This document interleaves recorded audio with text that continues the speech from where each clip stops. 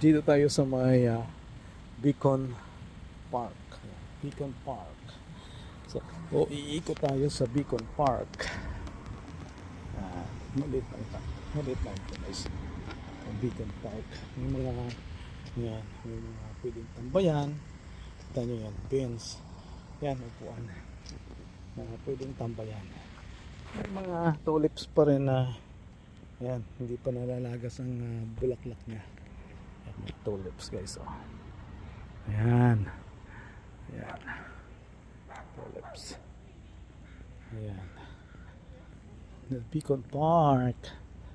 Ayan, katabi ito ng ayan, 10 acres. 10 acres. Ayan. Pier Hotel. Ayan. At yung ayan. Guys, oh, may stage na maliit.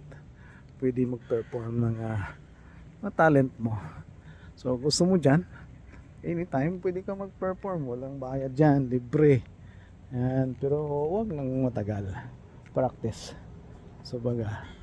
Pero kung mag-perform ka na talaga, so kailangan na siguro magbayad. Ayan guys. Oh. Ay, bisitahin natin yung ating mga yate na nakapark doon. Hindi ko na nasakyan yung yate ko. Ayan. Puntahan natin guys. Pakita ko sa inyo mamaya.